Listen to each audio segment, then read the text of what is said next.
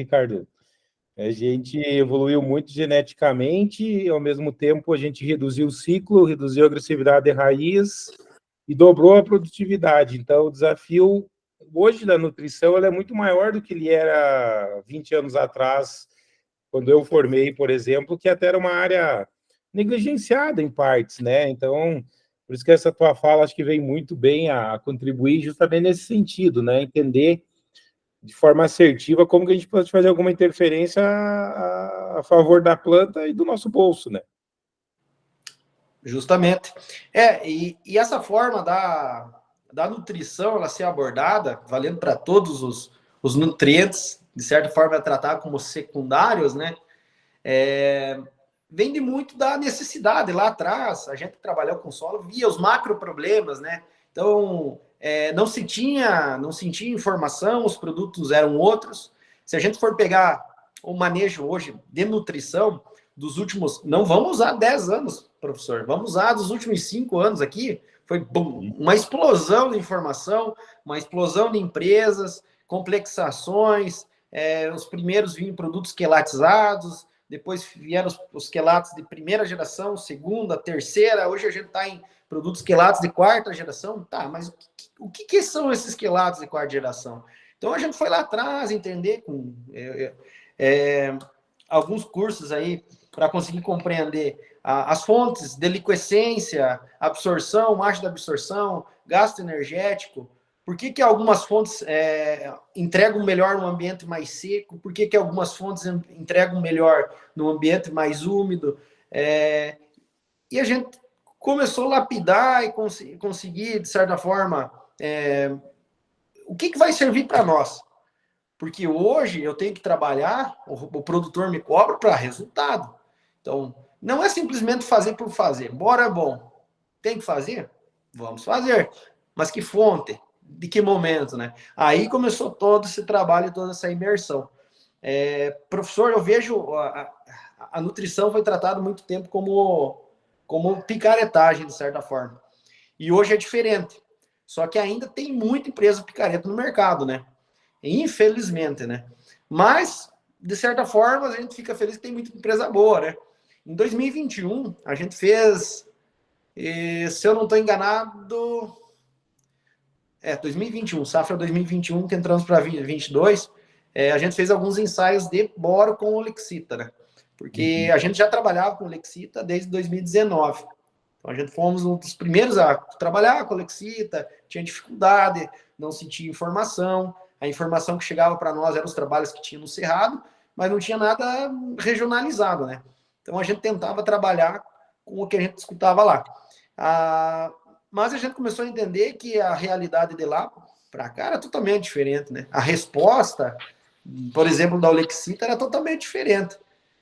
Aí a gente sentou com os produtores e falou, gente, vamos criar um projeto que foi batizado até pelo produtor lá, que era o Sistema SAI, né? Sistema de Adubação Inteligente, que além de nós trabalhar o sistema, que grande parte dessas propriedades que eu atendo a gente faz adubação de sistema, a gente conseguiu equilibrar os macro problemas. E vamos focar no quê? Vamos focar em boro, vamos focar em zinco, né? E depois disso, caímos numa imersão, professor, que, nossa, a gente viu que as coisas eram muito mais simples do que pareciam, né? Tá me ouvindo, professor? Tô ouvindo, sim. Ótimo, só vou... isso, agora consegui aqui. Não estava conseguindo ampliar a imagem. Tá. Então, como a gente vê hoje, a conversa especificamente é em boro, né?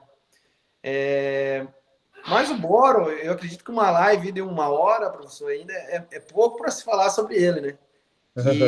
E eu correlaciono ele como hoje o elemento mais importante. Até mais do que cálcio, até mais do que o nitrogênio, porque a funcionalidade dele vai muito além do que formação de tecidos, né? Vai muito além do que pequenas formações de pectatos. E a interação dele hoje, a questão solo-planta, vai muito além do que a gente compreendia, né? E dos micronutrientes, além, de certa forma, né? Falar micronutriente eu não gosto de tratar dessa maneira, né? Mas dos nutrientes em gerais, hoje, dos micronutrientes, o boro com certeza é o mais importante. E no geral dos nutrientes, sim, ele desempenha um dos fatores mais importantes, tanto na fisiologia da planta, como na questão de indução, que passa desapercebida a nós, né? Se a gente for pautar hoje o que é o boro, né? O que é o boro? O que é a correlação que a gente vai trazer para nós para produtividade, né?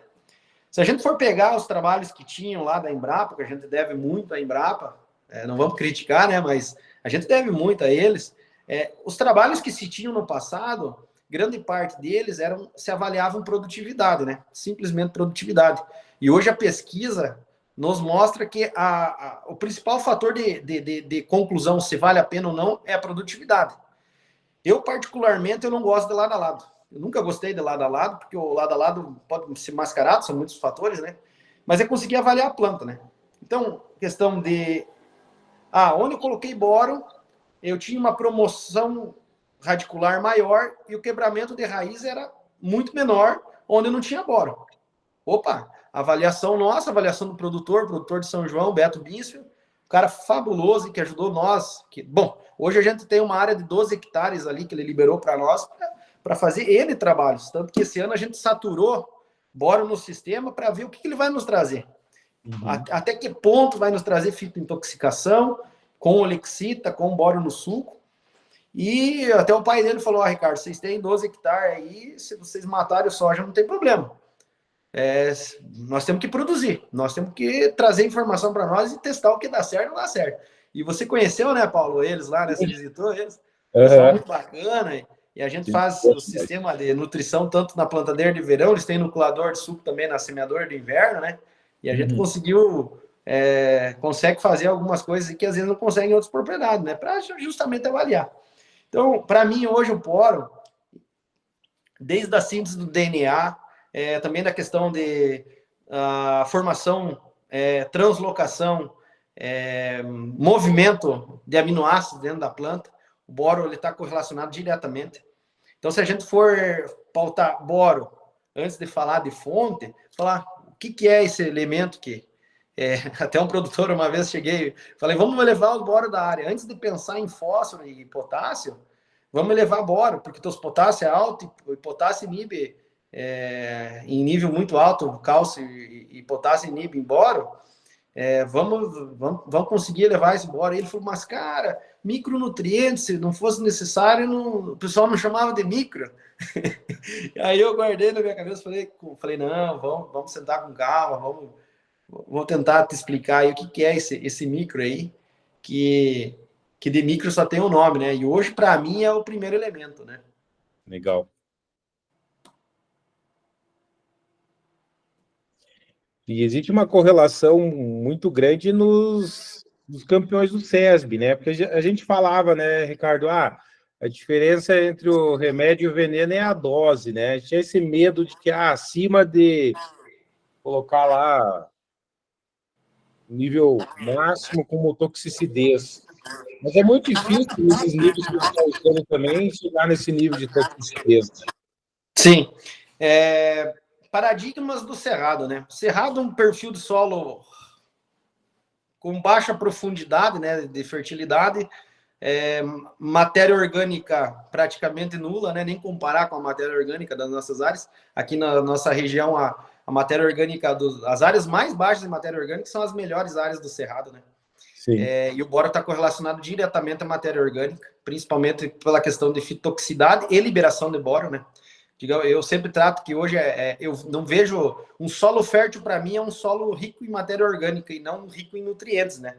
Porque a matéria orgânica ela dita e organiza todo esse sistema no solo de equilíbrio e disponibilidade e de informações, às vezes que a gente nem sabe como isso acontece, mas até eu tenho um caso bem interessante com a aplicação do Olexita, que era o grande paradigma, que lá atrás o pessoal não usa que dá fito, não usa que dá problema. Eu até falava para os produtores, não podemos trabalhar uma fonte barata porque vai dar problema. Até o dia que a gente sentou, não, vamos comprar e vamos testar para ver se realmente dá problema. E a gente começou a fracionar a dose para chegar até uma curva de dose, né? Porque no Cerrado, se trabalhava com 20 quilos por hectare, já era uma dose, nossa mãe, vai dar fito. Se chover demais, vai dar fito. Nós tivemos já um problema com o Lexita, mas foi em doses extremamente altas, né? Coisa que é sim, inviável a gente colocar no sistema, né? sim. E a gente sabendo da necessidade do boro, né? Até eu sentei para aquele produtor lá, a gente sentou, aquele produtor que tinha as dúvidas da questão, né? O boro é micro, a gente não precisa.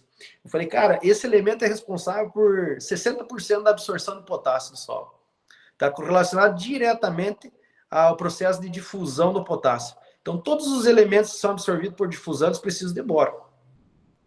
E ele estava no barracão, assim, ele tinha uns bags de...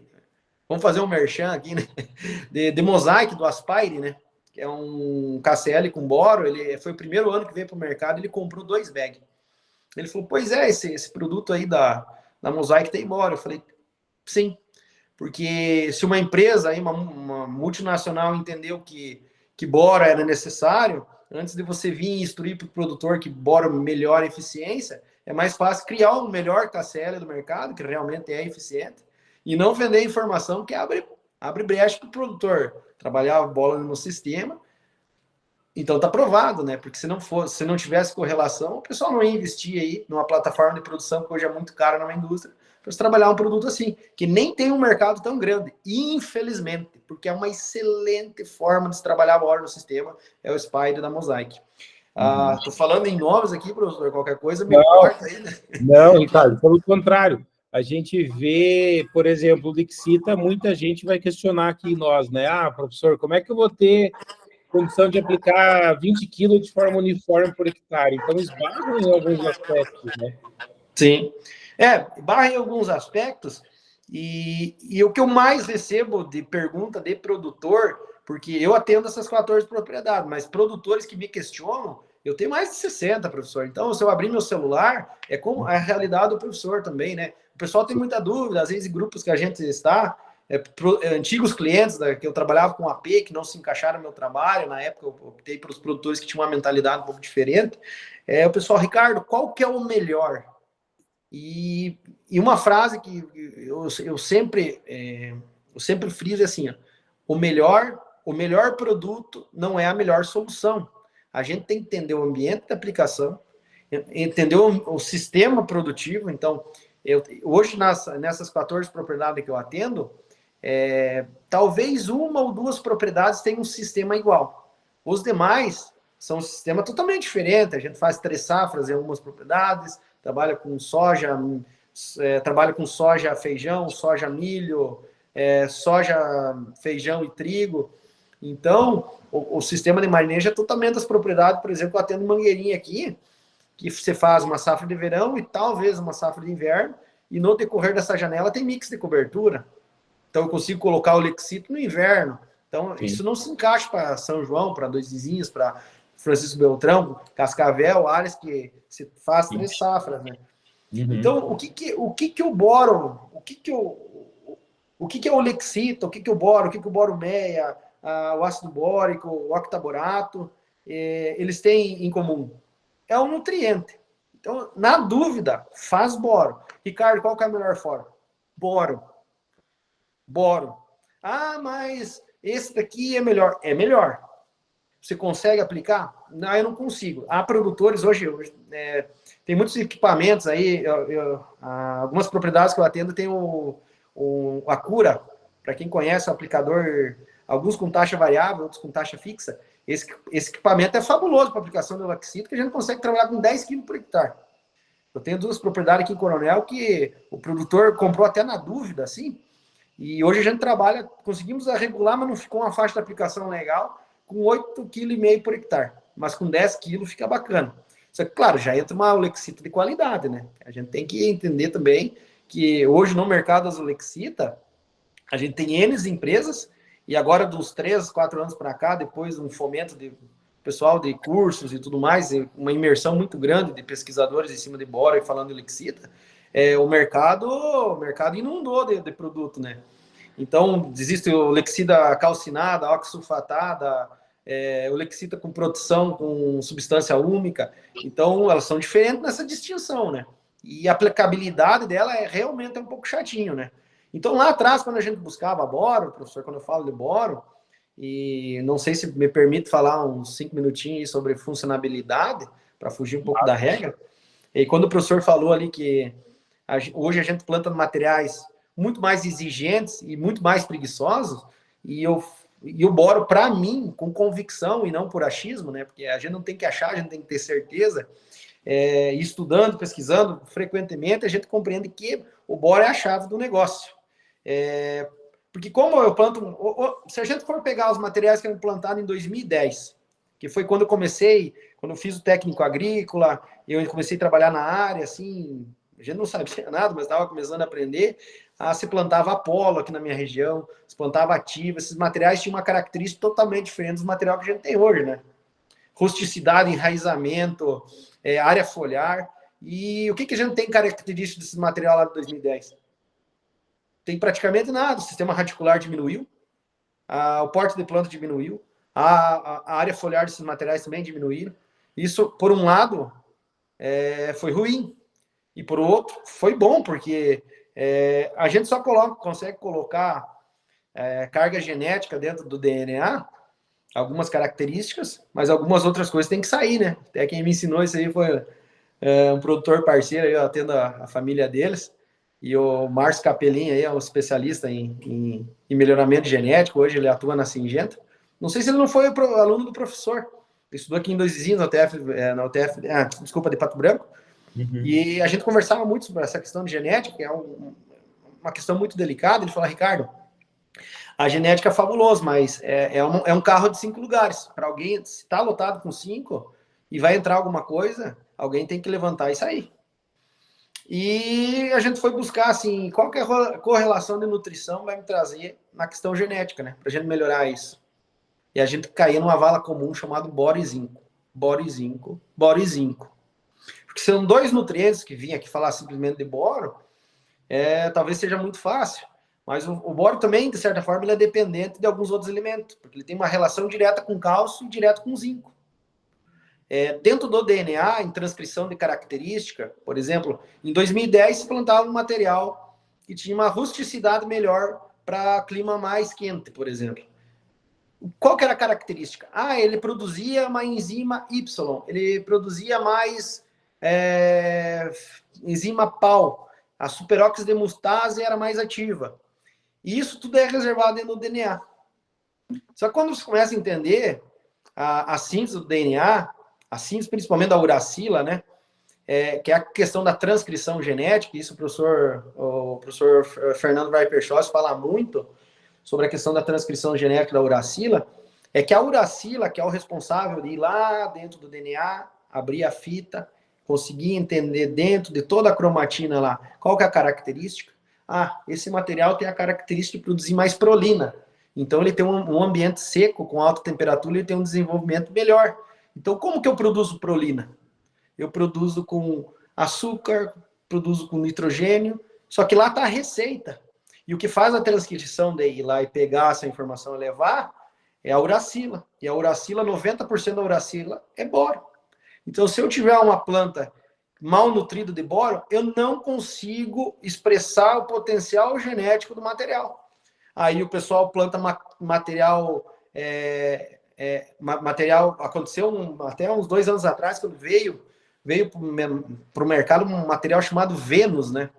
A Vênus desempenhava muito bem em áreas com alta fertilidade, mas a alta fertilidade não era dos macronutrientes, era as áreas que tinham um nível de boro alto. A gente cruzou esses dados. Tanto que a maior produtividade do Brasil auditada da Vênus foi do produtor nosso de São João, com 111 sacos por hectare de média do telhão, auditado pela Corteva.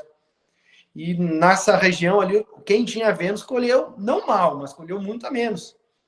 Por quê? Porque era um material que tinha na questão de transcrição extremamente exigente. Ela precisa ser ativada. Então, por isso que muitas vezes a adubação de boro via sistema e via folha, como estímulo, ela se torna interessante. Porque são materiais que respondem à nutrição foliar muito bem. Então, se a gente for pegar os trabalhos que tinha de nutrição de boro, de zinco, de cobre, de 2010 e pegar o de hoje, as plantas respondem totalmente diferente. Que hoje a soja de hoje parece mais com feijão do que provavelmente com soja, né? Então a nossa soja virou um feijão. E essa Vênus aí é outro para doença, né? Exatamente, o professor sabe que o feijão hoje é das culturas mais sensíveis que a gente tem para trabalhar, né? Ou virou batata, né? Guarapava, o pessoal fala, soja virou batata, tem que aplicar toda semana, a demanda de nutriente é muito maior, justamente por isso. Ah, Ricardo, então o boro tá ligado à transcrição do DNA, certo? Mas não pode faltar zinco, o zinco que abre essa caixa preta para ter a transcrição. Só que o que eu bato muito em boro hoje é na questão de permeabilidade das membranas, que é da fluidez. Porque hoje a gente trabalha em enchimento de grão, a soja é grão. Então não é só vegetar a planta. Eu preciso que ela encha grão. E hoje o meu grão é formado por carbono, por proteína, por óleo. E para mim ter a fixação de carbono, ter a fixação lá na rubisco, para ter toda a produção de energia, o boro está ligado isso aí. Não ligado diretamente na rubisco, que seria mais propriamente o magnésio que dita o rubisco, mas ele está correlacionado na eficiência de absorção dos elementos que são responsáveis pelo transporte do enchimento de grão e fluidos, né? Então, o potássio é o nosso veículo, o carreteador, o cara que leva até o dreno.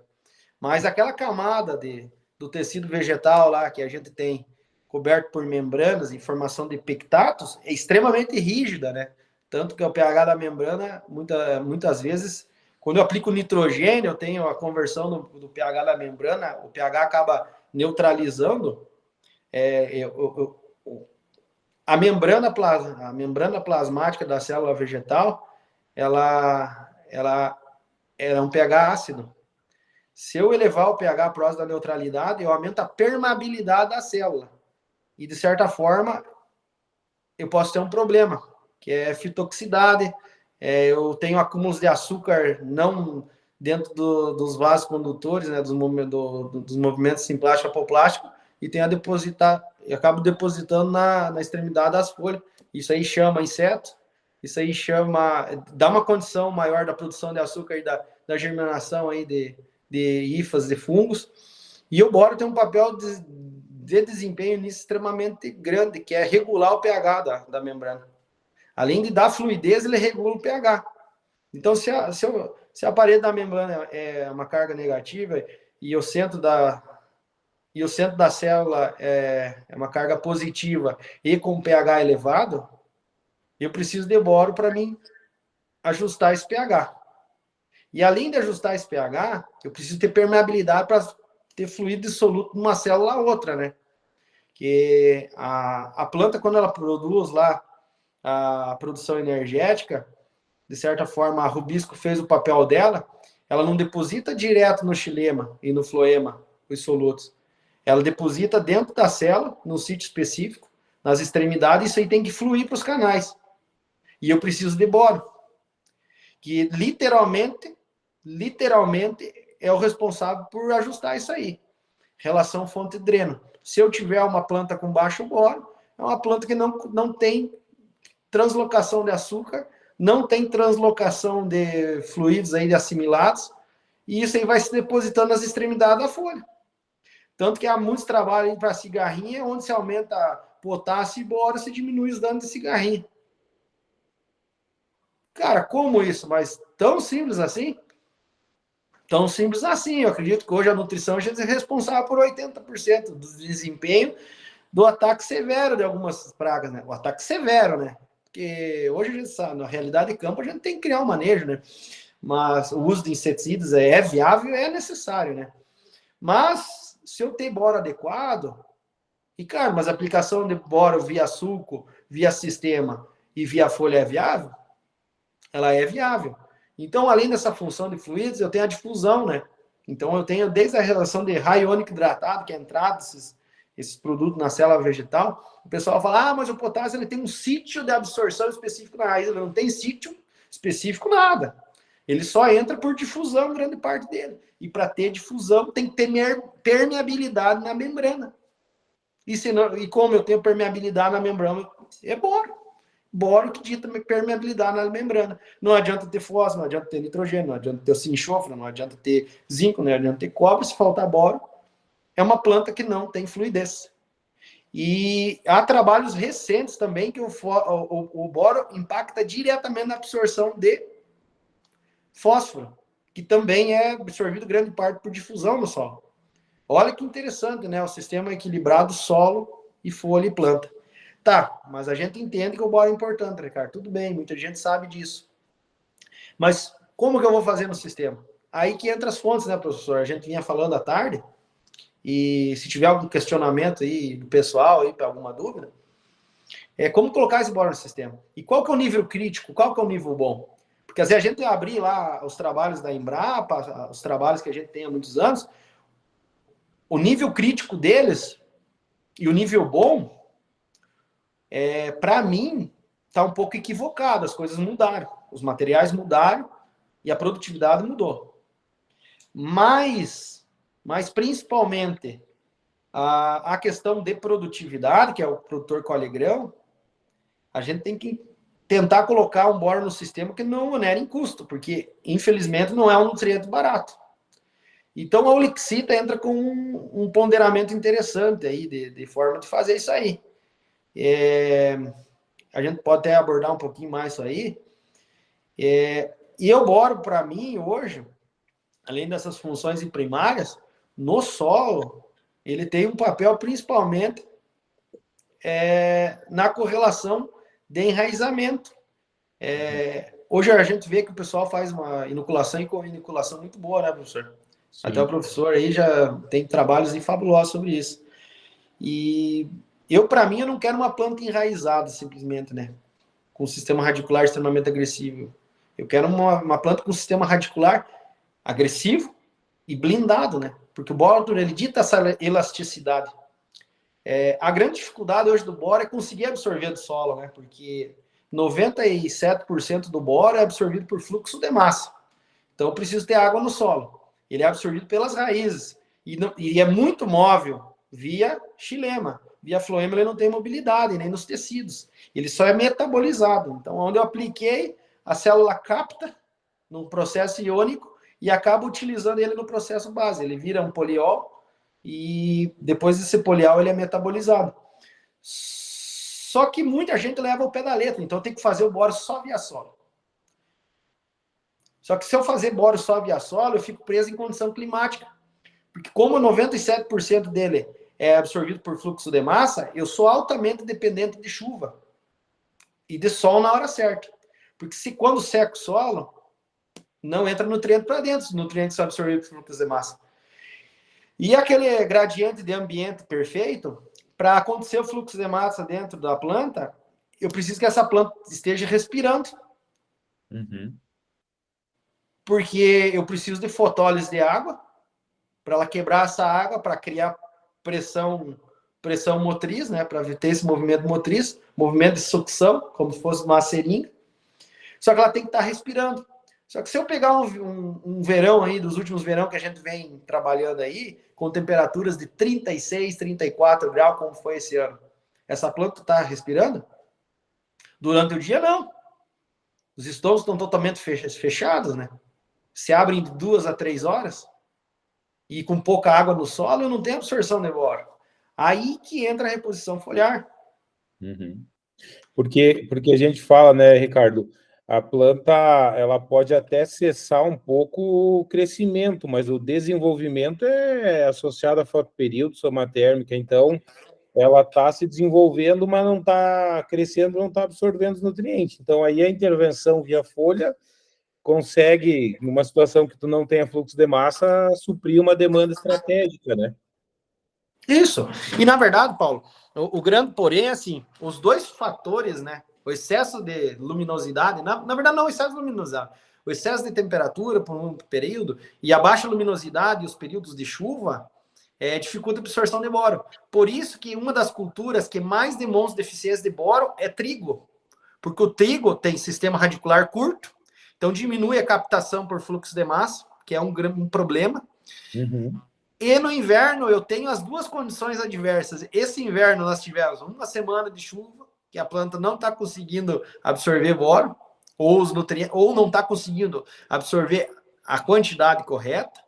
E o cara fala, mas eu tenho 1 miligrama de boro no solo, que para mim é o índice mínimo hoje, seria 1 miligrama de boro no solo. A Embrapa trabalha com 0,6. 0,6 está bom. Para mim, 0,6 já é nível crítico. Abaixo de 0,6 é nível crítico. O cara tem que intervir, tem que fazer boro. Para mim, hoje, boro, nessa correlação e pH de solos, é os 2 gradientes mais importantes da nutrição mineral para mim. Eu olho para o pH e eu olho para o nível de boro junto. É as 2 coisas que eu olho junto, é pH e nível de boro. Por quê? Ah, Ricardo, porque se não tiver boro, não tem permeabilidade, não tem formação de pectina.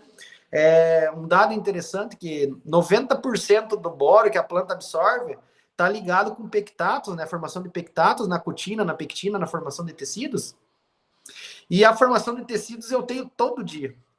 Então, nitrogênio e boro, eles são demandados diariamente. São um dos nutrientes que são demandados diariamente para a formação de tecido. O cálcio entra junto, só que tem um fator interessante. Se entrar cálcio, que entra por interceptação grande parte, e não entrar boro, o cálcio não consegue fazer o ligamento.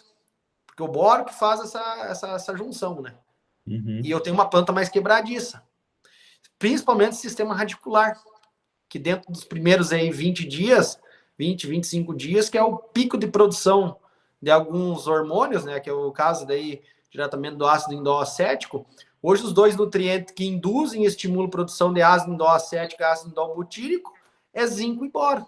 O zinco induz produção de triptofano, o boro também, só que o boro entra como um ligante com os pectatos de cálcio para formar, com o cálcio, para formar os pectatos da formação da raiz, né? Então não adianta a gente, mas eu entrou fusário. Cara, aumenta o nível de boro, porque a fusária vai entrar se tiver brecha no sistema radicular. E dentro da capilaridade da absorção ali do tricoma da raiz, eu tenho um filtro de captação ali. E esse filtro de captação que dá uma selecionada, porque no solo eu tenho metais pesados, eu tenho alumínio, eu tenho elementos que a planta não suga, ela não tem a capacidade de absorver só o que ela quer, né? Então ela acaba absorvendo uma sopa de nutrientes e ali dentro ela consegue separar isso, aquilo lá. É um processo que muitas vezes a gente, dentro da fisiologia, não aborda, né? E o boro regula isso aí também, né? O boro é responsável por permeabilizar e, de certa forma, ele tem uma interação diretamente com o alumínio, né? Que é a mitigação do alumínio, justamente nessa captação das raízes, né? Mas, Ricardo, onde que entra, né, professor? Onde que entra o boro no nosso sistema? A gente sabe da informação. Hoje, se a gente abrir qualquer portal informativo, a gente tem funções do boro, né? Cada dia se descobre uma coisa nova. Mas como implantar no sistema, né? Que é a grande dificuldade. Como fazer da forma certa. Talvez não exista verdade absoluta, né? A gente talvez não esteja coberto de razão. Mas o que a gente está fazendo hoje no campo está dando certo. Quando a gente conversou lá atrás, lá em Ponta Grossa, né, professor? Lembra? No evento lá que a gente se achou lá. Uhum. Cara, vamos passar isso adiante, né? Porque não se tem informação regionalizada. Por isso que eu faço parcelamento de Ulexita no inverno, trabalho ainda em situações, boro na dessecação ou suco de plantio, que hoje eu adoro a questão do suco de plantio com boro, mas tem que cuidar a fonte de boro, a gente vai falar sobre isso aí, né? E integrativo parcelado via folha. Por quê? Porque a gente tem os declínios de período luminoso, professor, que é o gradiente lá. A gente pega uma semana de tempo fechado, não tempo fechado, mas uma semana chuvosa, né? Dificulta a absorção, com baixa radiação. Não, eu só vou, sei que tu falou agora, eu sempre, visualmente, eu vejo deficiência de boro, geralmente em trigo. E aí, nesse seu contexto, uma coisa assim, ó, quando a gente faz o Ulexita no inverno, já estou transformando esse boro numa fonte orgânica, né? Certo. E tem uma coisa que tu fala que eu acho que vale a pena compartilhar aqui, que é o seguinte: uma coisa é usar boro para manutenção de boro no sistema, outra coisa é usar boro como um suplemento. Então, tu fazer essa abordagem também, acho bem legal, e a gente entra nessas formas de suprir que tu está abordando aí, bem legal. Certo. É aquele veio, né, do trabalho do AP, da consultoria de solo lá de trás, né? Era a gente sempre achar um método de corrigir, né? A gente precisa corrigir. Só que hoje a gente já tem uma metodologia um pouco diferente, né? Como que a gente vai corrigir uma metamorfose, né? Todo dia está mudando, todo dia está num ambiente diferente, né, professor? Oscila muito. Mas a gente precisa levar a boro no solo. Então, assim, parâmetros para mim, nível crítico, abaixo de 0,6 nível crítico. Índice bom, 1 miligrama. Índice perfeito, 1,2 miligrama. Por quê? Porque a gente não tem eficiência do boro no solo e tem dificuldade em metabolização e absorção isso aí pelas raízes, né? Ricardo, tudo bem. E a questão, qual que é a diferença da adubação corretiva e da adubação de manutenção?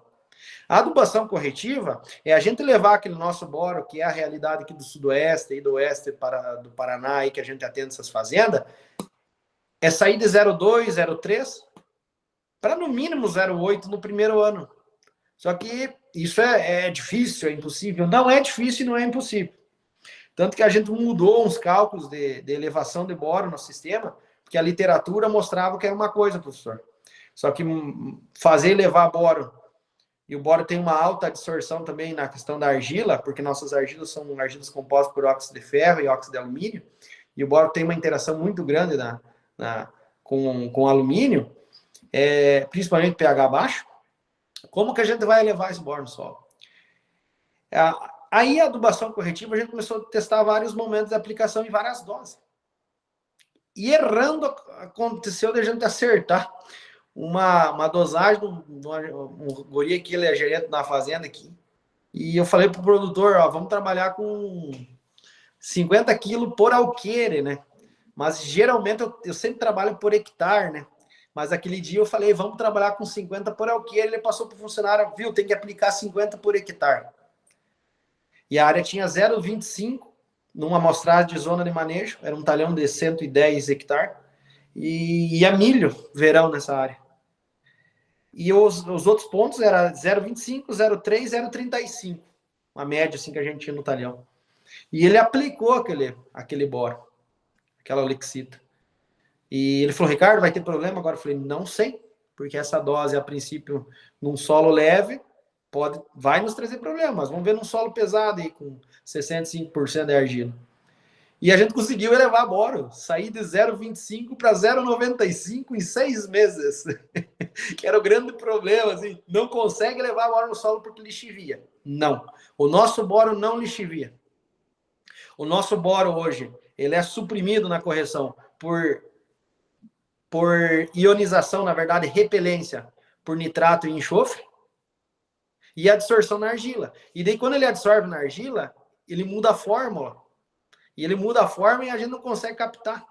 E só consegue, muitas vezes, elevando o pH. Numa condição mais difícil, só um novo Big Bang para separar ele.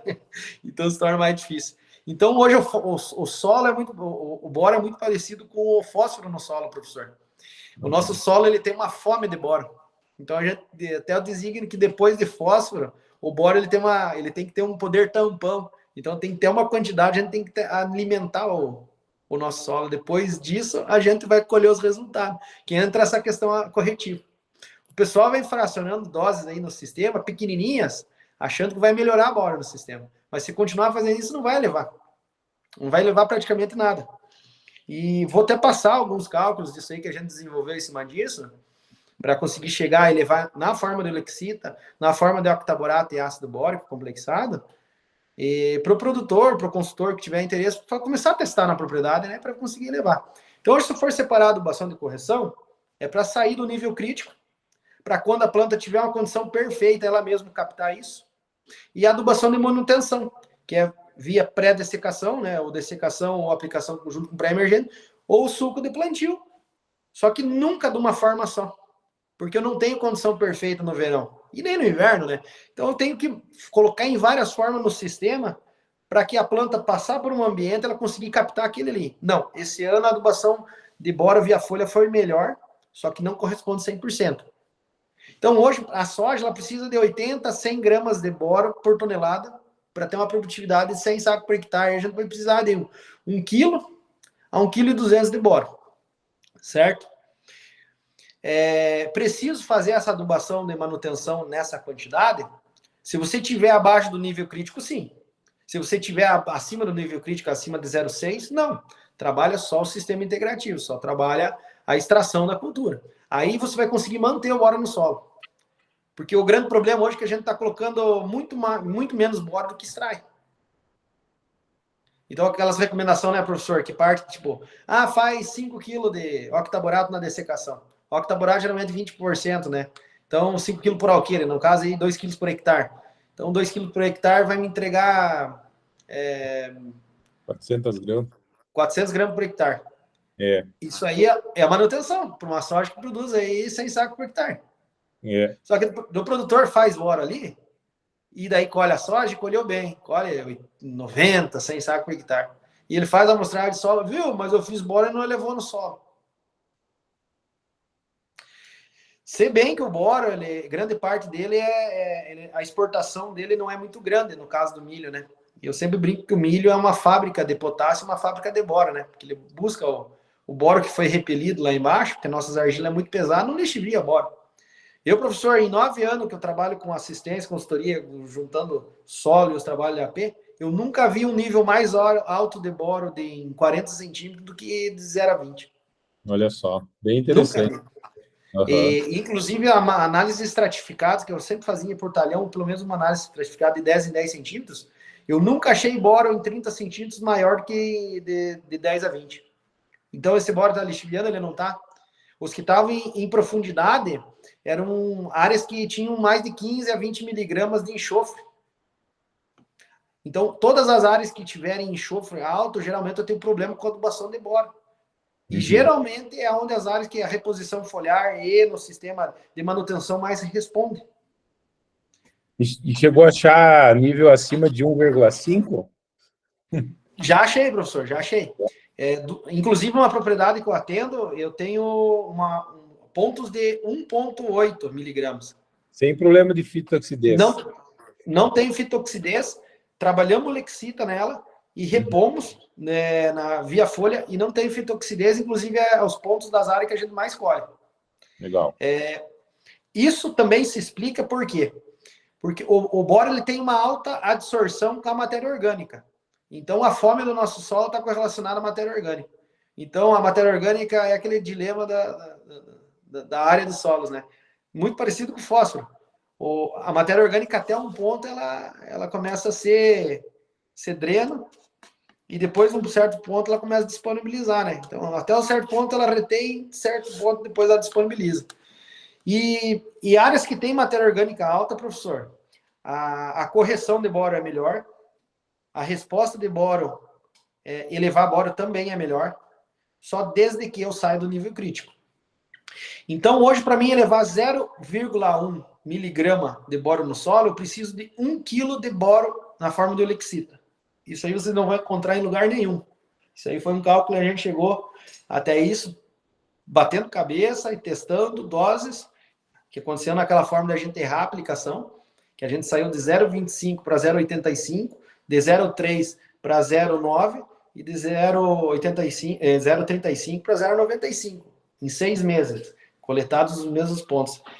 Grande parte dessas áreas que eu atendo, professor, a gente trabalha com AP, né? Grande parte com zona de manejo. Então, a gente quer captar essas manchas e trabalhar isso. E a gente é um pouco cético com alguns manejos, a gente tenta todo ano filtrar, ver se está funcionando, né? Não é simplesmente fazer. E a gente começou a cruzar dados e realmente hoje eu preciso de 1 kg de Lexita. Então eu preciso de 10 kg por hectare de Lexita para levar 0,1 miligrama no solo. Então eu tenho 0,3. Quero ir para 1 miligrama, esse 0,7, eu vou precisar de 7 kg de Lexita, 7 kg de bora na forma de Lexita por hectare. Que isso vai ser mais ou menos 70 kg por hectare de Lexita. 10%, uma Olexita com 10% de boro, né? Uma Lexita com 10% de boro. Então é uma aplicação muito alta. Então, como eu faço o sistema? Eu entro com doses de 20 a 30 quilos por hectare de Olexita no inverno, venho com todo ano. Porque a gente planta 2 a 3 culturas e as 2 ou 3 culturas extraem boro. Ah, mas ela devolve na palha, Ricardo, o milho. Mas, cara, o boro ele tá ligado com cálcio na parede celular. E é um dos últimos elementos que mineralizam. O boro não é uma coisa que na decomposição da palha ele libera muito rápido. Então ele está ali no sistema, mas ele está retido até ter essa decomposição dessa matéria orgânica. Então regiões mais quentes talvez tenham uma disponibilidade mais rápida, regiões mais frias que decompõem mais lentamente têm uma disponibilidade diferente. Ele vai elevar, vai melhorar, mas mais lentamente. E Ricardo, e outras fontes, se eu for trabalhar octaborato ou ácido bórico, eu pego esse elemento aí, que é 1 kg por hectare de boro, e faço vezes 0,3. Por quê? Porque a relação de peso molar, são cálculos até que quem me ensinou isso aí foi o professor Vieira, da Laborsola. Eu brinco que eu sou cria da Laborsola, cria do Vieira. E a gente frequentemente tira algumas dúvidas com ele. E a conversão de boro-lexito para ácido bórico são 0,3. Então, eu preciso trabalhar 30% da dose da olexita para conseguir elevar esse nível no solo. Mas por que isso, Ricardo? Para mim fazer a correção desse boro. Porque o boro na forma de olexita é boro elementar. Ele não reagiu, ele não está oxidado, ele não tá solúvel no sistema. E o ácido bórico ou o octaborato, propriamente, são fontes que já estão praticamente solúveis na solução do solo. Então, eu aplico, a resposta é muito mais rápida e eu não preciso de todo esse processo de oxidação para mim liberar esse boro. Porque a olexita, ela não está na forma de óxido de boro, né? E não teria nem na forma de ácido bórico, né? Eu preciso dessa degradação, isso é lento. Mas no caso do ácido bórico, quando eu aplico ele no solo, de certa forma eu tenho um risco de absorver ele mais, principalmente em pH baixo. Então, pH baixo para boro está correlacionado em baixa eficácia do boro. Então, eu preciso ter boro, pH alto. Ricardo, quanto? Vamos falar em água, né? pH em água, que é comum a gente comentar aqui. No mínimo 6. Nossa, mas é alto. Tudo bem, no mínimo 6. Se quer ter eficiência de boro, no mínimo 6. 5.8, 5.7 tem disponibilidade? Tem. Mas a gente tem uma curva de disponibilidade menor. E tem uma questão interessante, professor, que o ácido bórico, a planta absorve boro na forma de ácido bórico. Ela não absorve na forma de olexita, não absorve na forma de octaborato. Então, o octaborato no solo é transformado em ácido bórico. Por isso que ele é uma fonte, de certa forma, corretiva, né? Mais lentamente a disponibilidade, mas ele, a longo prazo ele vai fornecendo boro gradualmente. Quando eu aplico o ácido bórico, pode ser com monitolamina ou sem, eu coloquei o boro no sistema. Eu dei uma explosão de nutrientes no solo. E pode aumentar essa absorção na matéria orgânica, na argila, no alumínio. Se eu tiver alto índice de enxofre, também posso perder. Cuidar com calagem no primeiro ano, pela interação com o cálcio, né? Então, o carbonato de cálcio acaba inibindo, né, e retendo esse boro no solo, que é até muito mais informação, não vamos abordar isso nesse momento. Então, hoje, qual que é o desafio da adubação corretiva de boro? Que a gente coloca muito menos do que a gente precisa, e está querendo levar boro no solo. Se a gente conseguir ajustar as doses e trabalhar lá com 1 kg de boro elementar, ou 300 gramas, no caso de ácido bórico, eu vou conseguir levar 0,1 por hectare. E só para, digamos assim, a adubação corretiva, né, ela é afetada por alguns períodos, principalmente no milho, quando eu trabalho com fontes nitrogenadas, né. Eu gosto de trabalhar com sulfato de amônio, o professor também sabe que eu sou fã de sulfato de amônio, né, pelo menos usar um pouco de sulfato de amônio no sistema do milho, por conta do enxofre. E o nitrato, em geral, por ser uma carga negativa, ele repele esse boro no solo. Aí o pessoal questiona, Ricardo, mas o boro ele não tem carga. Cara do céu. O boro não tem carga na tabela periódica, né, professor? Porque no solo, se ele tiver num pH abaixo de 5,6, ele começa a aderir uma carga negativa. Ele vira a H2PO2 menos. Isso em condição de pH baixo. E o que isso aumenta? Lixiviação, aumenta a adsorção nos colóides de solo e começa a repelência por enxofre e nitrato. Então, entender as fontes complexadas hoje é importante para mim conseguir elevar esse boro no solo e conseguir nutrir no sistema, né? Então, qual que é os desafios? Os desafios hoje é conseguir fazer da forma certa. Aí que a olexita ela entra como um elemento interessante, porque a liberação dela é gradual, diminui a absorção, porque a interação dela é mais lenta. ela tem os pontos vantajosos e não vantajosos, que seria a questão dela ser uma fonte sódica, né? Tomar cuidado com dose, né? E também no inverno. Mas o trigo, ele é muito guerreiro, ele sempre aceita de tudo, né?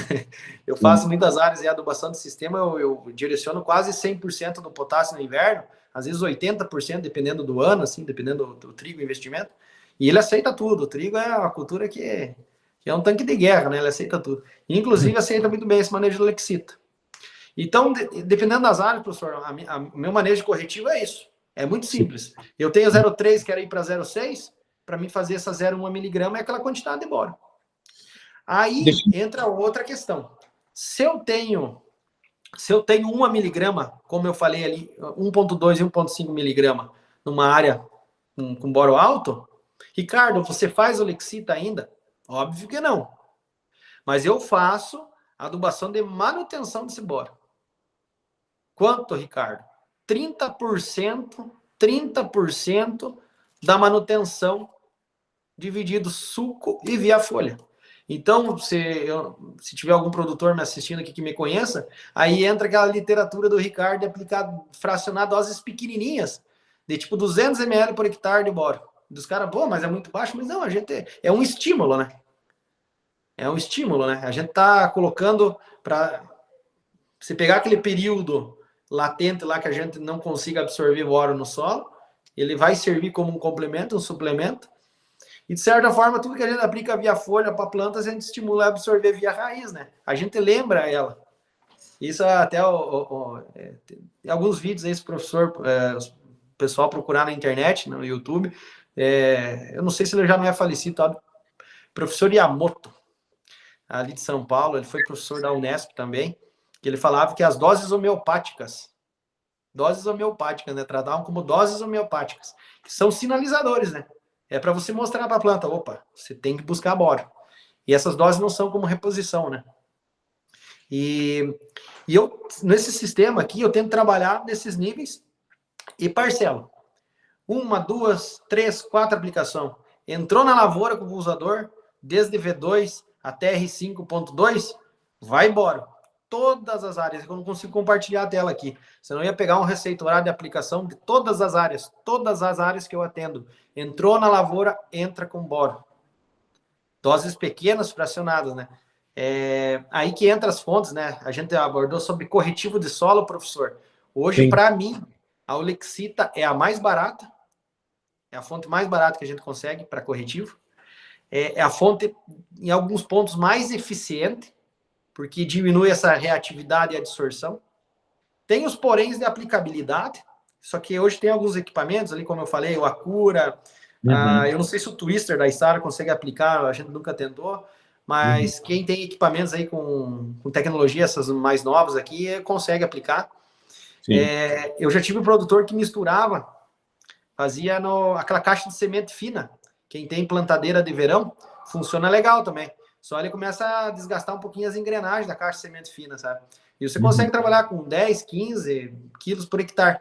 Só que no verão tem que cuidar, porque se ela larga dentro do suco de plantio, e for um período muito chuvoso, ano passado, naquele início chuvoso, a gente teve um problema numa área, que a gente tinha 1 miligrama, mais ou menos, variava de 0,9 a 1,2, e a gente trabalhou com 25 quilos por hectare no sistema rotativo, né? Na linha. O produtor não colocou na caixa de semente fina, ele misturou no adubo, no super simples, e plantou no verão. E no início ele quis dar uma clorose, que é aquela queima na borda da folhinha, de boro. Mas depois, quando normalizou o clima, o soja voltou normalmente e ele colheu muito bem, inclusive, passou da expectativa de produção do talhão. A Olexita, ela tem esses ponderamentos e tem que tomar um pouco de cuidado. Mas para nós aqui, a toxicidade dela é muito menor relacionada no cerrado. Principalmente onde tem mais matéria orgânica, o risco de fito, de boro é muito menor. Sim. Então, quem está em Mangueirinha, Palmas aí, que tem 4, 5% de matéria orgânica, nem se preocupe com dose de boro, porque não vai dar fito. Aí o pessoal que trabalha, às vezes, aqui em regiões mais quentes, que não tem esses níveis aí, sonhados de matéria orgânica, aí a Olexita a gente põe no sistema no inverno, para conseguir fracionar, e a gente não vai ter problema, isso com absoluta certeza. Aí, entrando na adubação de manutenção, né, como eu falei ali, as áreas com nível mais alto, professor, eu trabalho com 30% da dose, então eu preciso de 1,2 kg aí por alqueire, né? Mais ou menos 500 gramas por hectare para manutenção num solo de 100 saco. Eu vou trabalhar com 30%, eu vou trabalhar em mais ou menos com uns 400 gramas, né? Por alqueire, no caso, aí, pessoal, aí umas 160 gramas por hectare. Eu divido. E aí entra a questão que fonte, Ricardo. A melhor fonte hoje para a gente trabalhar é um pouco incógnito, que a gente não tem como dizer essa é a melhor. Porque depende do ambiente da aplicação. E também da capacidade de tecnologia do produtor aplicar. Porque hoje a gente bem sabe que tem produtor que aplica com 40 litros, 50 litros por hectare, tem produtor que aplica com 160 litros por hectare. Então a fonte vai ser determinante no quê? Na parte de aplicação e no ambiente que a gente está passando, né? Por exemplo, um ambiente seco. Não estamos num veranico, assim. Mas a gente está entrando lá, temperatura alta, a soja começando, não está estressada, mas começando a mudar. Eu vou entrar a fazer um inseticida, um fungicida, alguma coisa, talvez tenha que entrar na área, vou entrar com boro. Não trabalhar mais do que 60 gramas por hectare de ácido bórico, se for na forma de ácido bórico, e no máximo de 80, 90 gramas por hectare de octaborato. Por quê? Porque a planta não tem capacidade de absorver via folha mais do que 60 gramas de boro na forma de ácido bórico. Ponto. E o octaborato, por que é mais, Ricardo? Porque o octaborato ele não está solúvel. Ele tem que oxidar e reagir para ter absorção.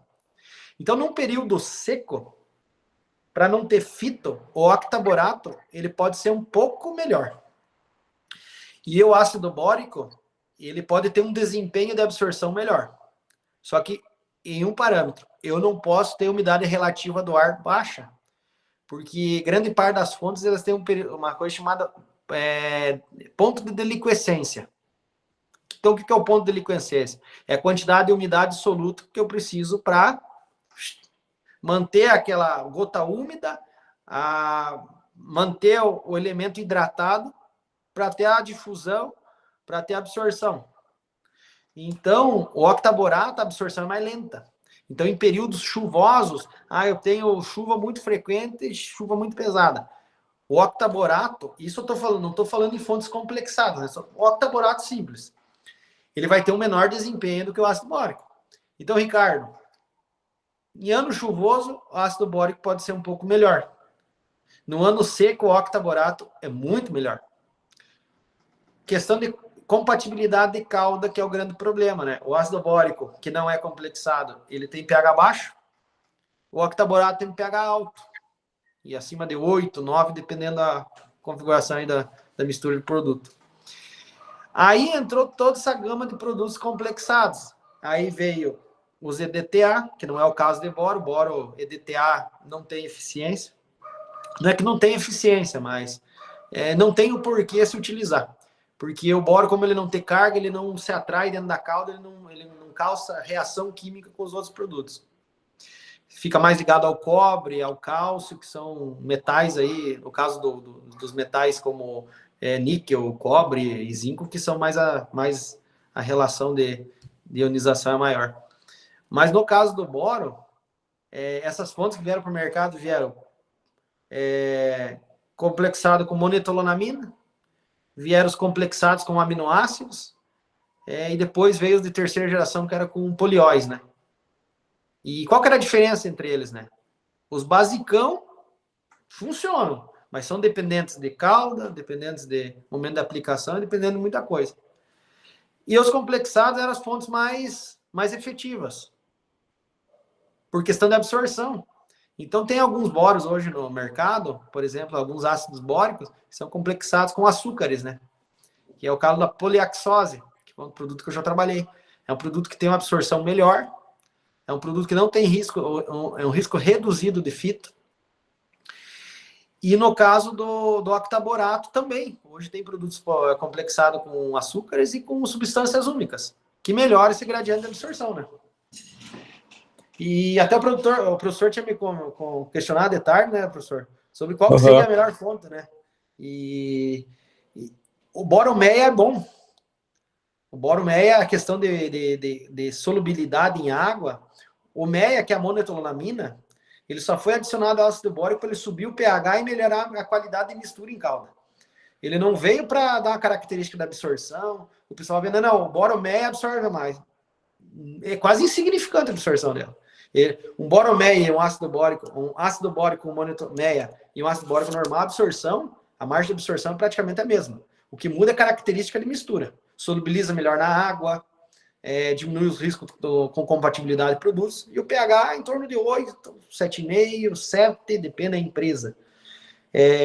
Os octaboratos, eles não são complexados com MEA, eles são geralmente complexados com algumas substâncias, seja elas únicas ou substâncias à base de açúcar, né? Que você consegue colocar em substâncias dry, né? Dry e pó. E são fontes muito boas.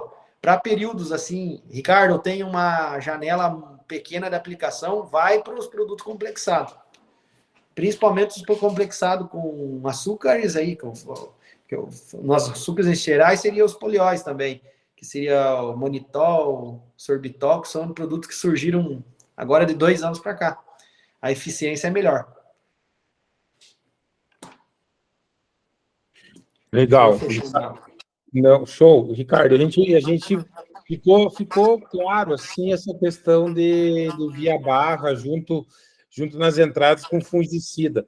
Talvez a questão de ainda vai ter timing para algumas pessoas fazer junto na dessecação, octaborato, quantos quilos, assim, talvez nesse sentido, só para... Certo.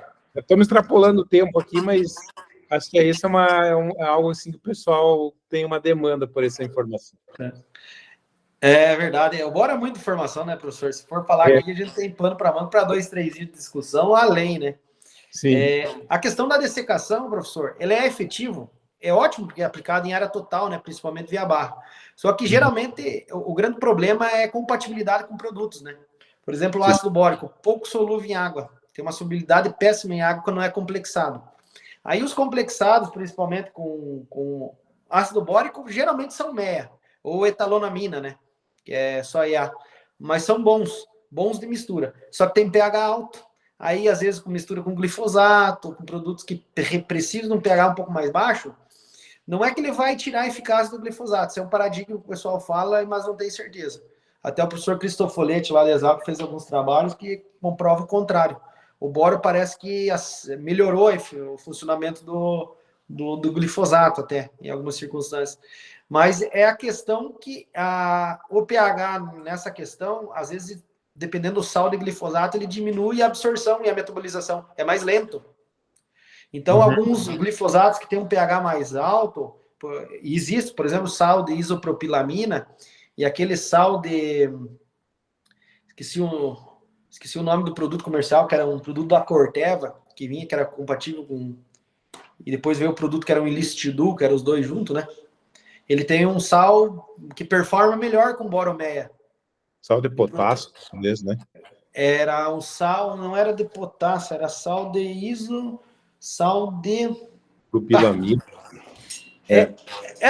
Agora eu não lembro o nome do sal ali, que era um produto que performava bem em ambiente pH mais alto. Então, quando você coloca um sal de potássio, às vezes você pode dificultar a entrada dele na planta, mas não é que ele não vai funcionar. Ele vai demorar mais tempo para controlar. E depende do que se faz. Se você vai fazer um sequencial com glufosinato e HIT, essa mistura em especial que é pH 7,5 e 8, então ficaria bom, né? Ficaria bom. Inclusive, saiu um trabalho recente do Forno que HIT performa melhor no pH um pouco mais neutro, né? Então, o HIT tem compatibilidade. Sim. No caso do octaborato também, o octaborato ele tem um pH até um pouquinho mais alto que os MEA. E tem uma média solubilidade em água. Os complexados, eu tenho usado um produto que ele é ácido bórico e octaborato junto, complexado. A solubilidade dele é muito boa. E o pH dele é tamponante. Na verdade, ele tampona com um herbicida. Então, geralmente, se você colocar um herbicida que tem um pH um pouco mais baixo, pH de produto, que ele vem na formulação, ele acompanha. Então, ele não afeta muito. É uma fonte interessante. Mas os demais octaborato, ele pode ter uma correlação. Esses dias, um amigo meu, consultor, ali do Candói, fez algum trabalho com repetição, com octaborato junto com glifosato. A parcela que ele fez octaborato com glifosato e redutor de pH foi o melhor controle. Funcionou muito bem. Então, não é o problema o octaborato. O problema é que a gente tem que conseguir entender e trabalhar com ele. Isso vale para o octaborato e para o tetraborato. O tetraborato é uma excelente fonte.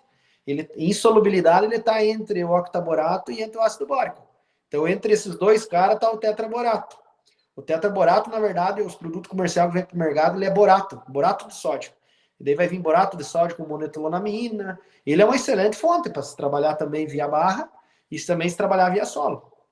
A solubilidade dele em água é excelente e a compatibilidade com o químico também é excelente. Só que é uma fonte que não é muito comum trabalhar, que eu acho que para complexar o ácido bórico é mais barato para as indústrias, né? Então, dá para a gente usar.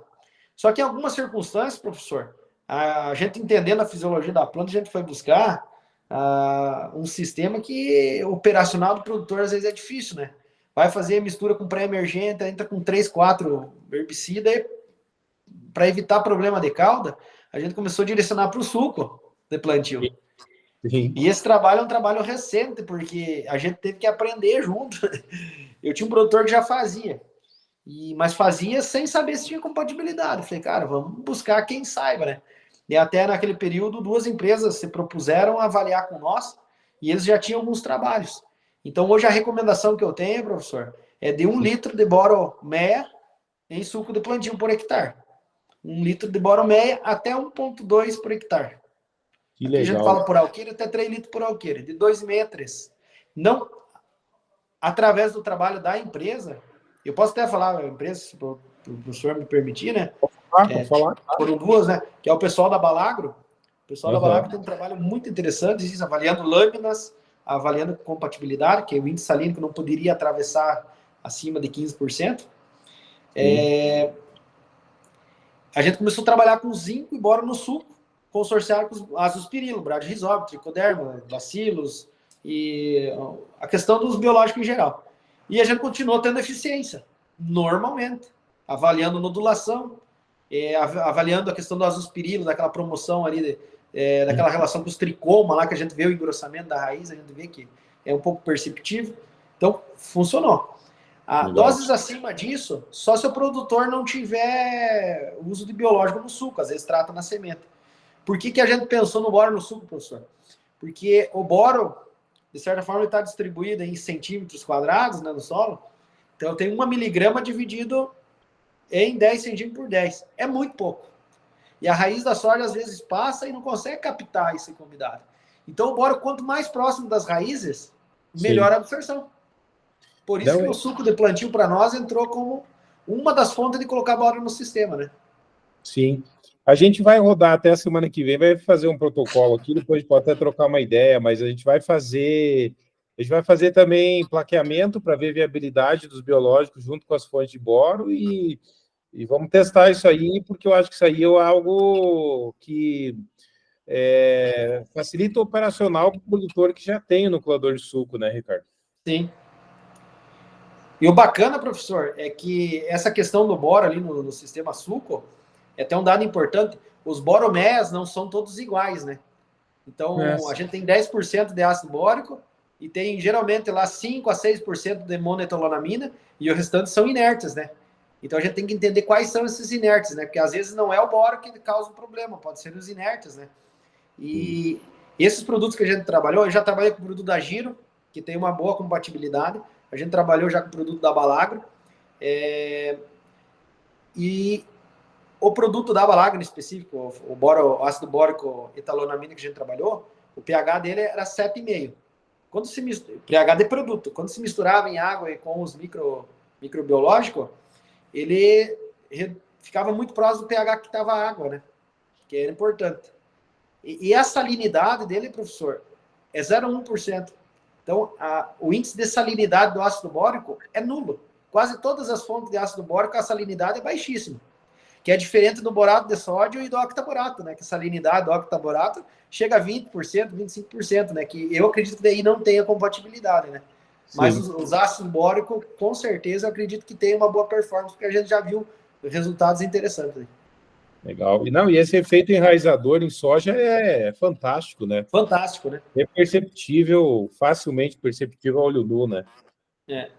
O produtor que arrancar, o consultor que vai lá e faz uma avaliação, ele vai boro no sistema, boro no suco e consegue avaliar, ele vai perceber que a promoção de raízes é maior, e até para você arrancar a planta, você vê que a planta ela fica mais estruturalmente mais firme, né? Então você melhora isso. Isso é magnífico para a planta, que é a gente vai ter que começar a estudar, tipo, cobalto, molibdênio, níquel, boro e zinco junto com o biológico, né? Porque, às vezes, em doses baixas, mas começa a ficar complexo a coisa, né? Sim, sim. Legal. Não sei, o pessoal... Nós estamos em pouca gente, tenho certeza que depois o pessoal vai assistir e tal. Alguns pessoal me mandaram algumas perguntas, foi as que eu te encaminhei, assim, sabe, Ricardo? Essa questão do suco, se dá para fazer, que dose, mas você foi muito, muito feliz aqui nesse último comentário, ficou bem claro essa questão. E de uma forma geral, assim, você também tem feito nutrição, magnésio. Vou aproveitar a tua oportunidade aqui, mas não vou me alongar muito, que já nós estamos avançando o tempo, né? A conversa está boa, mas você tem feito também entradas isoladas, assim, com alguma coisa de nutrição, né? O magnésio hoje é o segundo elemento aí que eu adotei como praxe. Entrou com o usador na lavoura, está aplicando magnésio junto. A não ser com glifosato, né? Por conta de compatibilidade. Aí a gente tenta entrar uma aplicação antes ou depois do glifosato e acaba fazendo um blend já de micronutriente ali, bioestimulante. Mas hoje o magnésio eu acredito que seja um dos nutrientes com melhor resposta via aéreo. Eu acredito que via aéreo o desempenho dele é muito melhor, tanto que visualmente é incrível, assim. E principalmente produtividade. Em ambientes de estresse térmico, ele desempenha muito bem. Há várias fontes, né, professor? O pessoal às vezes questiona, né? Mas eu acredito que hoje o magnésio seja o segundo elemento e com uma viabilidade gigante no solo. Gigante para se trabalhar. Aí o pessoal questiona, Ricardo, mas a gente tem no solo uma área com 20% de magnésio, com excesso de magnésio. Eu falei, viu? 20% da CTC não é excesso de magnésio, né? Hoje eu nem uso a V% para titular magnésio, né? Eu tenho, até o professor está conhecendo um pouco a minha metodologia. Eu cruzo a questão de matéria orgânica da área e principalmente teor de argila para designar magnésio. Então, hoje as minhas áreas eu quero de 2,5 centimol, no mínimo, para cima. E as áreas que a gente aplicou magnésio que tinha lá, se for usar a CTC a V%, tinha 25% de magnésio, que era excesso de magnésio, e aplicou magnésio via folha, o resultado foi melhor. Só que, claro, com doses um pouco menores. Então, o que a gente compreende? Que a nutrição via folha, por mais que eu tenha no solo, ainda ela é um aliado. E a gente tem que desempenhar e aprender muito com isso. Porque hoje, como o sistema de trabalho que eu atendo, o produtor me cobra resultado e não pode gastar, né? Ou gastar da forma certa, né? Então, a gente não pode ficar tirando para todo lado. E hoje o magnésio é o xodó nosso aí. Aplicação via barra, indispensável. Via solo, via alguns farmadióxido, mais calcário, mas o desempenho dele no solo é muito limitado, né? Ele é suprimido principalmente potássio, né? O potássio, áreas que tem mais de 200 miligramas de potássio, é impossível se absorver magnésio corretamente. Pode ter 40% da CDC, da V%. Então, o estímulo via folha, a resposta é muito melhor. Legal. Ricardo, fantástico a nossa troca de ideias aqui. Muito, muito feliz. Assim, é um aprendizado constante que a gente falou. Quando a gente reúne pessoas com diferentes afinidades, né, diferentes realidades, contexto, tenho certeza que ficou bem claro assim as diferentes estratégias de correção, manutenção, ponto. E provavelmente a gente não tem pergunta. Deixa eu ver aqui no chat aqui, mas acho que a gente não chega a ter pergunta porque tá tarde já, o pessoal não está na sala. Vou encerrar a gravação aqui. E também, professor, os questionamentos lança no grupo.